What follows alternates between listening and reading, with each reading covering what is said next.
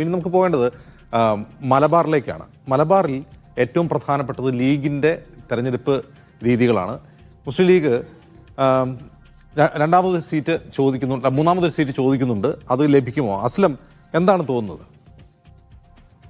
League പതിവിൽ നിന്ന് വ്യത്യസ്തമായി കുഞ്ഞാലിക്കുട്ടിയുടെ വാക്കുകൾ പറഞ്ഞ് വളരെ സീരിയസ് ആയിട്ടാണ് ഞങ്ങൾ ഇത്തവണ ചോദിച്ചതെന്ന് അദ്ദേഹം തന്നെ പറയുന്നുണ്ട്.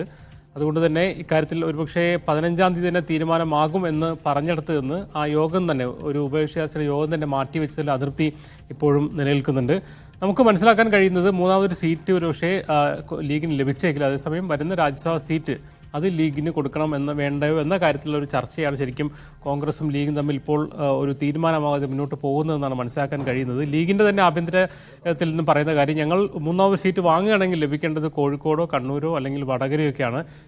കാസർഗോഡൊക്കെയാണ്. ഈ 4 സീറ്റുകളിലും ലീഗായിട്ട് നിൽക്കുകയാണെങ്കിൽ അത് വിജയിക്കില്ല. കാരണം അങ്ങനെയാണെങ്കിൽ വേറെ തരത്തിലുള്ള രാഷ്ട്രീയം CPM അവിടെ പയറ്റും. അത് മൊത്തത്തിൽ UDF തന്നെ ആഘാതമായി ഭവിക്കുകയും ചെയ്യും. അതുകൊണ്ട് തന്നെ ശക്തമായ വാദം ഉന്നയിച്ചുകൊണ്ട് കൂടുതൽ ക്ലെയിമുകൾ ഇനിയുള്ള നിയമസഭാ തെരഞ്ഞെടുപ്പുകളിലേക്കും രാജ്യസഭാ തെരഞ്ഞെടുപ്പിലേക്കും നിലനിർത്തിക്കൊണ്ട് ആ 2 സീറ്റുമായി തൃപ്തിപ്പെടുക എന്നതിലേക്കായിരിക്കും അവസാനം എത്തിച്ചേരുക എന്നാണ് ലീഗിൻ്റെയും കോൺഗ്രസിൻ്റെയും ആഭ്യന്തര ചർച്ചകൾ നമുക്ക് മനസ്സിലാക്കാൻ കഴിയുന്നു. അതേസമയം അതിലെന്ത് ഫോർമുലയാകണം ലീഗിന് ഉറപ്പ് കൊടുക്കേണ്ടത് എന്നതിനെക്കുറിച്ചുള്ള ധാരണയാകത്തുകൊണ്ടായിരിക്കും ഒരുപക്ഷെ ഇപ്പോൾ ഈ ചർച്ച മുന്നോട്ട് പോകുന്നതാണ് നമുക്ക് മനസ്സിലാക്കാൻ കഴിയുന്നത്. പക്ഷേ മലബാറിലെ മൊത്തം ഒരു ചിത്രം പരിശോധിക്കുമ്പോൾ കഴിഞ്ഞ തവണ ഏറ്റവും കൂടുതൽ വിജയം 9 സീറ്റുകളിൽ ഏറെക്കുറെ എല്ലാ സീറ്റുകളിലും 1,00,000-ന് മുകളിൽ വിജയിച്ച UDF വിജയിച്ച മണ്ഡലങ്ങളാണ് ഇവിടെയൊക്കെ. ഈ മലബാറിലെ ഏറെക്കുറെ എല്ലാ ജില്ലകളും എല്ലാ മണ്ഡലങ്ങളും 44,000 ഉള്ള കാസർഗോഡ് ഒഴികെ ബാക്കിയെല്ലാം 1,00,000-ന് മുകളിലോ അല്ലെങ്കിൽ 1,00,000 തൊട്ട് താഴെ 85,000 95,000 ഒന്നായിരുന്നു.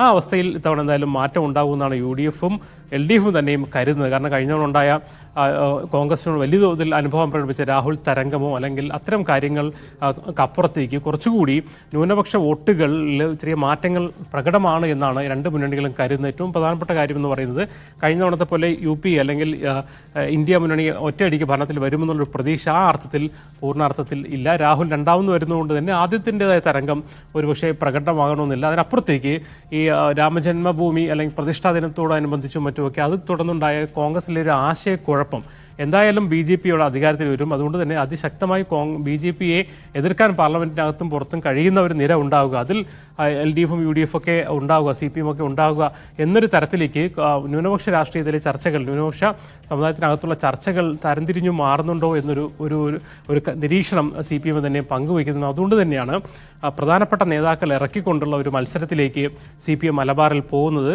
ആദ്യം കോഴിക്കോട് നമ്മൾ നോക്കിയ വസീഫിൻ്റെ പേരാണ്, മുഹമ്മദ് വസീഫിൻ്റെ പേരാണ് വന്നിരുന്നെങ്കിലും കുറച്ചുകൂടി ഗൗരവത്തിലുള്ള മത്സരത്തിലേക്ക് പോകുന്നു എന്ന് പ്രതീക്ഷിച്ചുകൊണ്ടാണ് എളമരം കരീം എന്ന ആളിലേക്ക് കോഴിക്കോട് വരുന്ന MK രാഘവൻ എന്ന ആൾ സ്ഥിരമായി വിജയിക്കുന്ന മണ്ഡലമാണെങ്കിൽ പോലും ന്യൂനപക്ഷ രാഷ്ട്രീയത്തിലെ മാറ്റങ്ങൾ അവർ പ്രതീക്ഷ വയ്ക്കുന്നു. പൊന്നാനി, നേരത്തെ സേഫ് പറഞ്ഞതുപോലെ എന്തായാലും ലീഗ് വിജയിക്കുമെന്നുള്ള മണ്ഡലമാണെങ്കിൽ പോലും എപ്പോഴും ഫൈറ്റ് നടക്കുന്ന മണ്ഡലമാണെങ്കിലും ഇത്തവണ കുറച്ചുകൂടി ഈ ഒരു ന്യൂനപക്ഷ രാഷ്ട്രീയത്തിലെ മാറ്റങ്ങൾ ഒരുപക്ഷെ ഗുണം ചെയ്തേക്കുമെന്ന് കരുതുന്നു. മറ്റൊരു കാര്യം എന്ന് പറയുന്നത് ലീഗ് രാഷ്ട്രീയവുമായി ബന്ധപ്പെട്ടതിന് ലീഗ് സമസ്ത തർക്കം, അത് വലിയ തോതിൽ ഇപ്പോൾ നമുക്കറിയാം.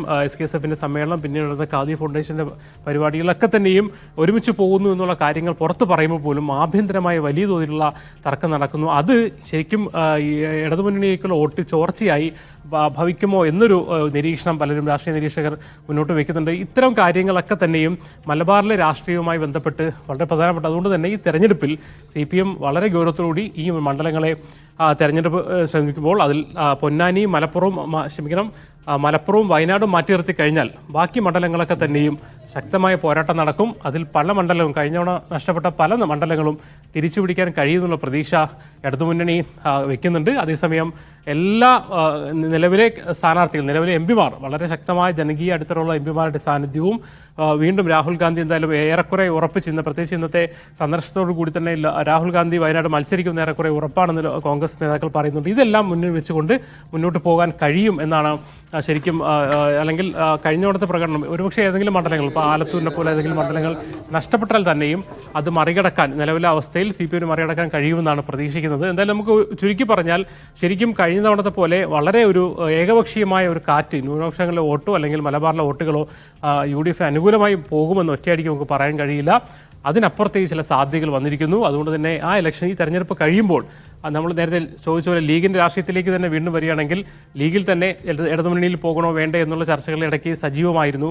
അതിൽ തന്നെ ഒരു ഫുൾ സ്റ്റോപ്പ് ഇട്ട് ഞങ്ങൾ UDF-നൊപ്പം നിന്ന് എന്ന രീതിയിൽ സാദിഖലി തങ്ങളും മറ്റൊക്കെ പറഞ്ഞ് മുന്നോട്ട് പോകുമ്പോഴാണ് ഈ പ്രശ്നങ്ങൾ മാറിയത്.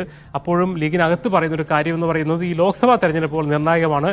ലോക്സഭാ തെരഞ്ഞെടുപ്പിലെ പ്രകടനം അനുസരിച്ച് ഒരു പക്ഷേ വീണ്ടും അത്തരം ചർച്ചകൾ പുനരുദ്ധരിക്കാനുള്ള സാധ്യതയുണ്ട്. എന്തായാലും ലീഗ് രാഷ്ട്രീയത്തിലെ ആഭ്യന്തര തർക്കങ്ങൾ, അതോടൊപ്പം തന്നെ ലീഗ് സമസ്ത വിഷയങ്ങൾ, ന്യൂനപക്ഷ വോട്ടിലെ മാറ്റം, ഇതെല്ലാം തന്നെ മലബാറിലെ തെരഞ്ഞെടുപ്പിൽ നമുക്ക് വ്യക്തമായി മനസ്സിലാക്കാൻ കഴിയും.